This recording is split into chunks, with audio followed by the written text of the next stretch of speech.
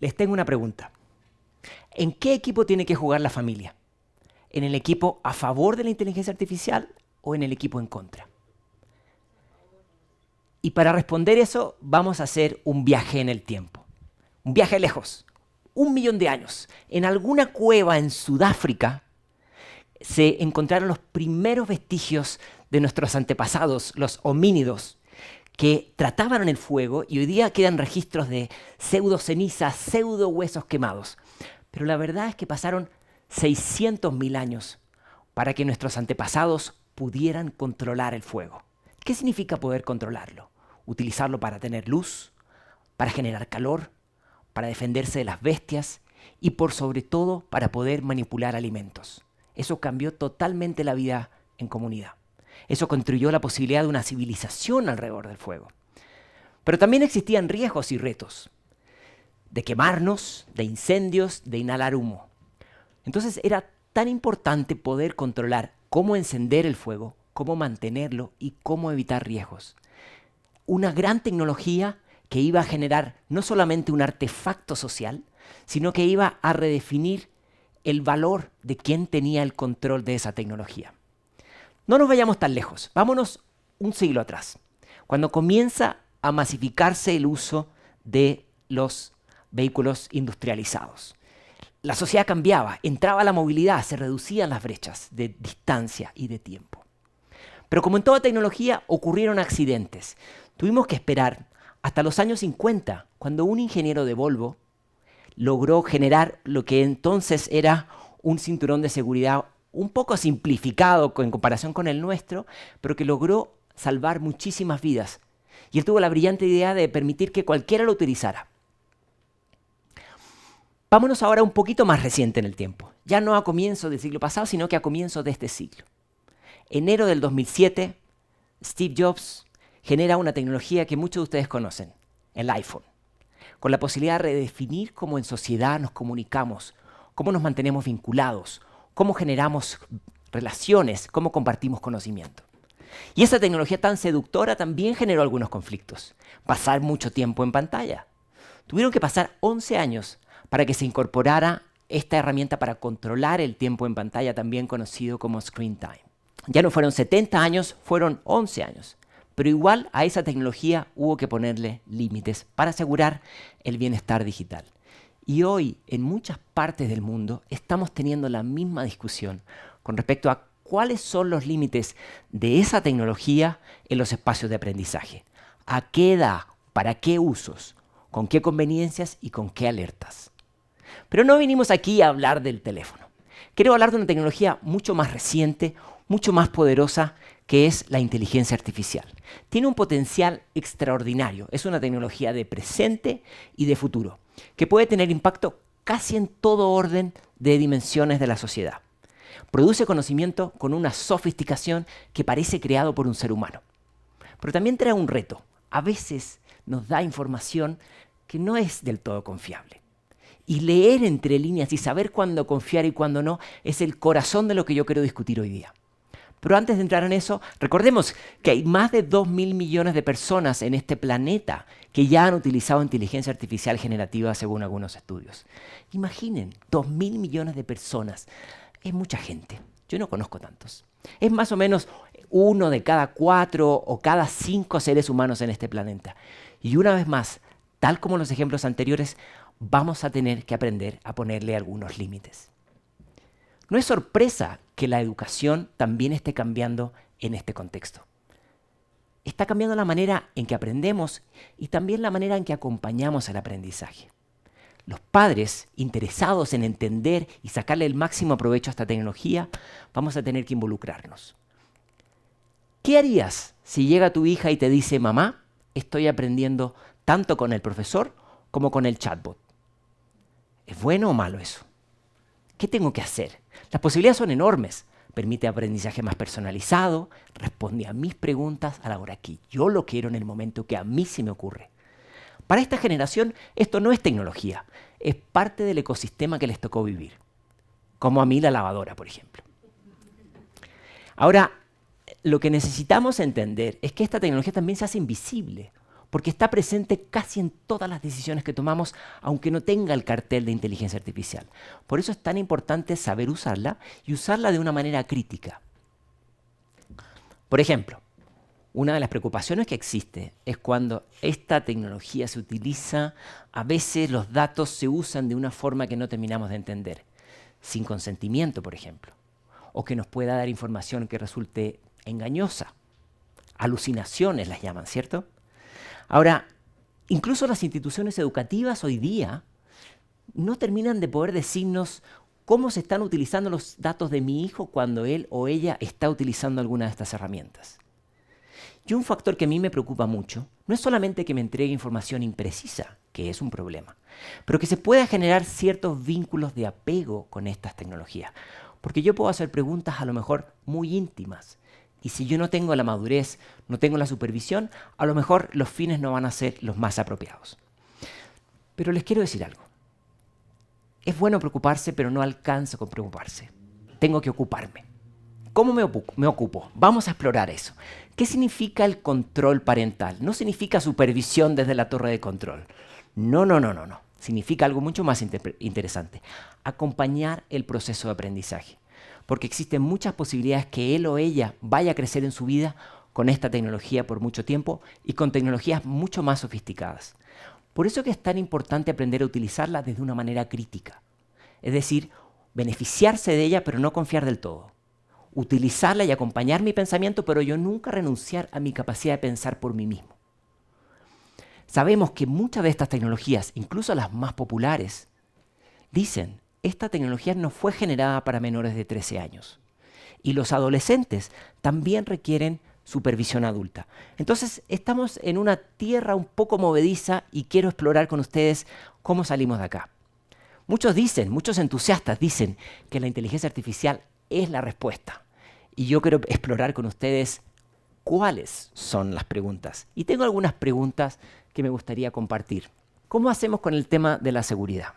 Estas herramientas procesan muchos datos, pero hay poca transparencia. Yo no termino de entender, incluso los ingenieros que las desarrollan reconocen que no tienen total claridad de cómo se procesan los datos. Si no la tienen los ingenieros, nosotros que no somos expertos, tenemos todo el derecho a tener dudas. Estos algoritmos son poco transparentes y pueden tener sesgos. Por eso que queremos asegurarnos que esta herramienta se utilice con supervisión humana. Un padre, un tutor, un supervisor o alguien de la familia. Y que nos rindan cuentas. Cuando hay transparencia, hay confianza. Segundo, estas máquinas producen conocimientos que parecen muy sofisticados y lo que no queremos es que eso merme, afecte o debilite el pensamiento crítico de nosotros y de nuestros hijos. Eso significa que la utilizo, pero no dependo de ella. La utilizo en su justa medida, no de manera excesiva, ¿cierto? Ahora, eso como regla de oro yo diría lo importante es complementar, pero no reemplazar. Yo puedo tomar decisiones por mi cuenta y utilizarla esto como una ayuda. Como una catapulta, no como una muleta. Ahora, una brecha digital puede ser un problema que nos divide entre aquellos que tienen acceso a estas cosas y aquellos que no. Entonces tenemos que cuidar que esto no sea una herramienta que amplifique inequidades. Es válido preguntar a los sistemas educativos cuáles herramientas e insumos existen para que la comunidad tenga acceso a la conectividad, a los dispositivos y a este tipo de herramientas. Existen muchos caminos, pero necesitamos que los padres, las madres y la familia se alfabeticen. Estamos todos aprendiendo. No es que nosotros aquí en este lugar nos sepamos y todo el mundo allá afuera sí sabe. No, estamos todos en modo aprendizaje. Entonces es legítimo hacer preguntas. Es legítimo no entender cómo funciona esto. Pero también es legítimo decir, no se va a incorporar esto si no hay una supervisión apropiada. Entender qué puede hacer la IA y qué no puede hacer es uno de los primeros pasos. Entender qué puedo delegar y qué no puedo delegar. Y por último, estas máquinas ojalá sirvan para humanizarnos más y para no desplazar las relaciones. Queremos niños preguntando a máquinas, pero también niños preguntando a personas. Y que no sea una u otra. Entonces, una vez más, el diálogo, el escuchar, el aprender de otros, que han sido el corazón del aprendizaje toda la vida, sigue siendo importante y tenemos que seguir cuidándolo. ¿Cómo activamos algunas señales de alerta? Sin caer en las preocupaciones, porque vamos a centrarnos en las acciones, Si un menor de edad se refiere a la IA como una persona, como su amiga, como su asesora, como su novia, entonces vamos a poner una alerta. Si hay una preocupación por un aislamiento excesivo por utilizar estas herramientas, o si esto merma mi autoestima, o si simplemente me quita el sueño, o no estoy teniendo una buena alimentación o una actividad física, entonces activamos la alerta. El radar tiene que estar en proceso de escanear la situación. Si hay mucha ansiedad, o si cada vez que le pregunto algo a mi hija o a mi hijo dice, déjame que lo consulte con la IA, entonces vamos a activar el radar. Yo les quiero proponer 5 pasos o 5 ideas que se pueden complementar entre ellas, ¿no? La primera tiene que ver con el aspecto ético. Es decir, si se van a ocupar en mis escuelas, en donde mis hijos están, estas tecnologías tan poderosas, bueno, ¿cuáles son las políticas de protección? ¿Quién está pensando en esto si algo sale mal? ¿Quién va a cuidar? Denme transparencia. Aprendamos juntos en este proceso, pero que nadie quiere que experimenten con su hijo, ¿cierto? ¿Tú quisieras que experimenten con tu hijo? Por supuesto que no. Por supuesto que no. Entonces, reglas claras. Conserva la amistad. Transparencia. Cuentas separadas. El padre puede tener una cuenta y la cuenta de mi hijo está asociada a la cuenta del padre. Eso nos permite un diseño mucho más seguro. Por ejemplo, yo creo que tú le puedes preguntar a la profesora de la escuela o del colegio donde está tu hijo, ¿qué información tienen de mi hijo? ¿Con qué herramientas la utilizan? ¿Quién tiene acceso? ¿Quién la procesa? Y si algo no se utiliza como a mí me gusta, ¿tengo yo el derecho como padre de exigir que se elimine esa cuenta? Mayor transparencia. Los usuarios, en la medida que tomamos una actitud proactiva y responsable, estamos en un mucho mejor papel. Ahora, a veces es tentador utilizar este cerebro externo porque da respuestas rápidas y muchas veces acierta. Lo que tenemos que hacer es, sin renunciar a ese beneficio, no dejar de aprender a pensar por nosotros mismos. Un buen ejemplo es aprender a pensar de manera compleja, aprender a resolver problemas. Nosotros somos máquinas de resolver problemas. Estamos todo el día resolviendo problemas. Piensen en su día a día, estamos todo el día calibrando, tomando prioridades y computando. Y para resolver un problema yo tengo que entender cuáles son las causas del problema, cuáles son las estrategias y cómo lo puedo resolver. Y en la enorme mayoría de los casos, los problemas no se resuelven de una sola forma. Yo ocupo mi sentido común, mi criterio, mi experiencia. Y entonces, un buen camino es, discutamos con nuestros hijos los problemas y pidámosle, explícamelo. No le pidas a GPT. ¿Cómo entiendes el problema? ¿Cómo lo atenderías? Einstein nos decía, si tengo que resolver un problema, dedicaría el 99% de mi tiempo a entenderlo y un 1% a resolverlo. Aprender a pensar los problemas es fundamental. Aprender a contrastar. Yo puedo usar la IA como un elemento más después de haber contrastado con los otros. ¿Se acuerdan cuando uno googleaba? ¿Se acuerdan cuando uno preguntaba en Wikipedia o preguntaba al vecino? Bueno, ¿qué pasa si la IA es un elemento más del arsenal de herramientas que cuento y no el único? Ahí está la oportunidad, cuando yo complemento, pero no delego. Entonces, si mi hija o mi hijo está haciendo un trabajo y está tentado a usar la IA, pregúntale, ¿necesitas usar la IA o no? Y si hizo un trabajo y a lo mejor dijo, la usé un poquitito, mamá, descompongamos eso y preguntémosle, ¿qué parte hiciste tú? ¿Qué parte hizo la IA? ¿Y qué parte hicimos un poquito cada uno? Porque también es legítimo colaborar con esta herramienta. Algunos hablan del copensamiento. Cuando yo colaboro, complemento mis capacidades con las capacidades de esta herramienta. Y eso significa no sobreconfiar, que es una gran preocupación en la academia hoy día, y es entender qué es un hecho, qué es una opinión, qué es un error. Y como nosotros no tenemos toda la información y vivimos en un mundo inundado de información, la mejor estrategia es ir a fuentes confiables y corroborar.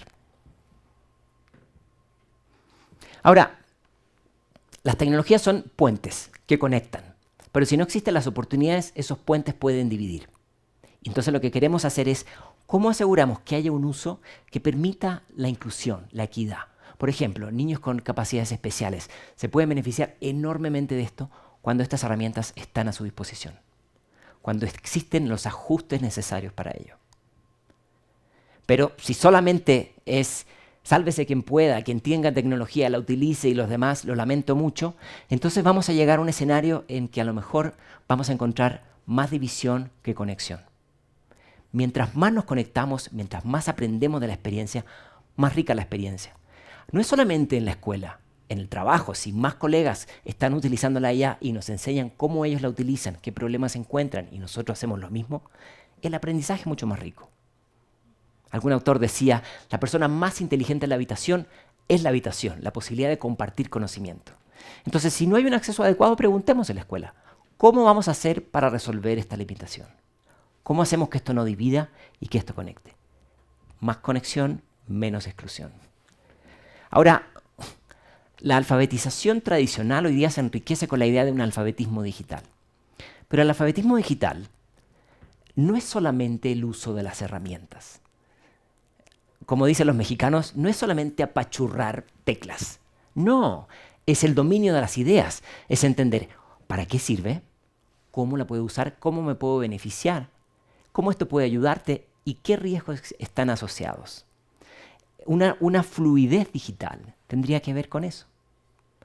Con ser una persona que no solamente puede repetir lo que dice el manual, sino que incorpora el sentido común, el criterio, la experiencia, el famoso conocimiento tácito, ese que no se escribe, pero que está en nuestras cabezas. Una sugerencia para traer esto hoy o mañana a la casa es, hagamos un contrato familiar digital. Yo sé, suena raro, los contratos uno los hace con las empresas, no con la familia, es verdad. Pero hay un contrato saludable que es, definamos el juego. ¿Qué herramientas, para qué usos, a qué edades y con qué fines? Y no significa que no se pueda experimentar, pero hagamos un acuerdo tácito, conversémoslo. En la medida que lo conversamos, lo normalizamos. Todos nosotros, cuando éramos pequeños y estábamos en casas de nuestros padres o de nuestras familias, fuimos incorporando ideas que eran ajenas y las fuimos domesticando. Ahí está el reto. Entonces, eso lo podemos hacer en casa también. Conversemos de este tema. Salgamos del closet digital y digamos cómo utilizamos la tecnología de una manera sin temores, sin tapujos. Y entonces a lo mejor vamos a poder tomar decisiones en conjunto. Y por último, parece una ironía que hablemos de tecnologías, pero los valores humanos están al centro de la discusión. La educación no es solamente intercambiar datos, es generar vínculos. Y si utilizamos una tecnología que potencialmente puede afectar esos vínculos, entonces no la estamos incorporando de una manera que suma valor al aprendizaje. Códigos éticos es algo que al final del día pone en la esencia el valor en las personas, que nadie sea perjudicado. Estas máquinas pueden tener más datos de una cosa que de otra. Y a lo mejor nosotros sin saberlo, al sacar los datos de estos algoritmos, podemos generar formas de exclusión, porque a lo mejor hay más datos de una cultura que de otra, de un género que de otro, de una manera de entender el mundo que de otra. Entonces mi propuesta es, junto al contrato digital, pensemos en una ciudadanía digital. Hoy día, la honestidad académica en un mundo donde las máquinas responden por sí solas es una preocupación. Y aquí no basta con sanciones. No, yo soy más amigo de la zanahoria. A ver, veamos cómo nos beneficiamos, cuándo tercerizamos con estas máquinas y cuándo no. No queremos que estas tecnologías desdibujen el rol del docente. Porque existe esa preocupación. Muchos docentes están diciendo, ustedes quieren usar máquinas para que yo no sea relevante. Y es justo lo contrario. Los docentes nos pueden ayudar a enfrentar conflictos cognitivos que las máquinas no nos van a ayudar a navegar. A hacer preguntas difíciles, a encontrar consuelo cuando estamos desorientados. No hay algoritmos, hasta hoy día por lo menos, que nos ayuden en eso. Así que el valor de los docentes es fundamental para cuidar las relaciones interpersonales. Yo sé que les estoy pidiendo mucho. Lo tengo clarísimo. No lo hago con mala intención. Pero es que lo que pasa es que estas generaciones más jóvenes les está tocando navegar en un mundo con una de las tecnologías más poderosas que hemos creado como civilización. Entonces no hay un manual que yo les tenga que entregar y ustedes tengan que leer. No, vamos a tener que hacer un trabajo de diálogo, de domesticación, igual como lo hicimos con muchas de las tecnologías anteriores que vimos en otros momentos de la historia. Así que ni rechazo por desconocimiento, ni una fe ciega. Esto es como hacer una sociedad con alguien que uno no confía demasiado. Yo puedo trabajar contigo, pero siempre voy a estar corroborando. ¿Sí? Eso significa reglas claras, transparencia, pero siempre voy a estar supervisando. No te creas que porque tu respuesta es muy bonita, yo te voy a creer. Y ese mensaje me encantaría que pudiéramos transmitir en las generaciones más jóvenes. Una participación activa, es decir, esto tiene que ser una conversación de muchas voces, de muchas miradas. Hay algunos que van a estar muy entusiasmados, otros están muy preocupados. No importa, en la diversidad crecemos. Pero tiene que ser continuo, porque esta máquina va a seguir evolucionando. La tecnología que hoy día tenemos, en 1 o 2 años más probablemente nos va a parecer ridículamente simple. Y por lo tanto, esta es una maratón, no es una carrera de corto alcance.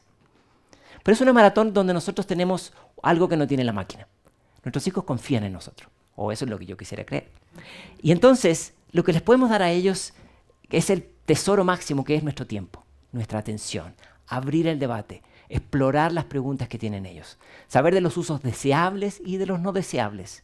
Por eso decía un poco en broma salir del closet, porque hay que hablar de temas que a lo mejor no siempre hablamos.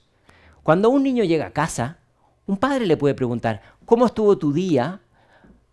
Y después le preguntas, ¿cómo estuvo tu día con la IA? ¿Qué pasó en tu relación ese día? Yo sé, ustedes me pueden decir, está un poco loco, pero si está pasando 20, 30, 60 minutos al día, bueno, entonces vamos a tener que hablar de eso también. Y nos vamos a educar y vamos a generar una conversación entre nosotros. Así que si les enseñamos a transparentar, a cuestionar, entonces los estamos ayudando a hacerlo de manera crítica. Pero no nos olvidemos de algo.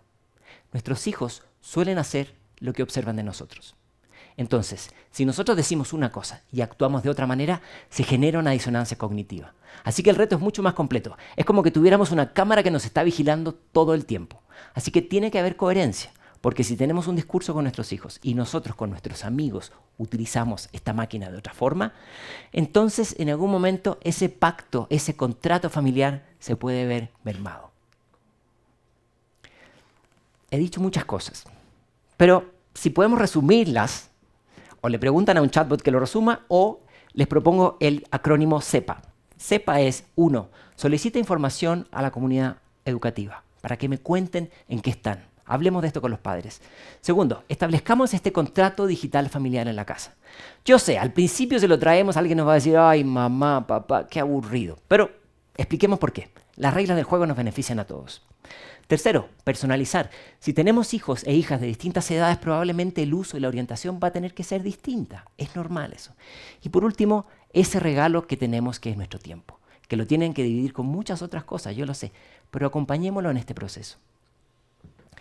Y si no sabemos y sentimos que nos falta o que tenemos algunos vacíos en esta discusión, bueno, pidamos, exijamos, busquemos talleres que nos ayuden, 1, a cuidar la seguridad de nuestras hijas y nuestros hijos, y segundo, la autorregulación, poder pensar por mí mismo, poder detectar riesgos, poder desconfiar de este socio que está conmigo en algunos momentos. Hay un señor un poco exótico, pero que genera mucha visibilidad en Silicon Valley, se llama Jaron Lanier. Sus trabajos tienen una enorme influencia y dice algo que a mí me gusta. Él dice, yo no soy anti-máquina, soy pro-humano. Porque a veces la tentación es decir, bueno, yo estoy a favor o en contra de la inteligencia artificial y el tema es demasiado complejo como para simplificarlo en un partido de fútbol. Entonces, bueno, yo tengo retos aquí, tengo que educarme, tengo que discutir, tengo que ayudar a darle guías a mis hijos, pero lo más importante es, voy a tener que aprender a pensar de una manera diferente, porque la respuesta correcta ya no alcanza. Por eso que es tan importante la frase que nos dice el profesor Hidrogo. El futuro de la educación no está en las máquinas que aprenden, que uno podría creer que todo lo vamos a delegar en las máquinas. No, yo creo que el valor de las relaciones, el valor de la familia que es esencial. Por eso creo que está, como dice esta frase muy importante, en los humanos que aprenden a enseñar en un mundo con máquinas. Y les quiero decir algo, eso está en sus manos. Vamos juntos en este nuevo camino. Muchas gracias.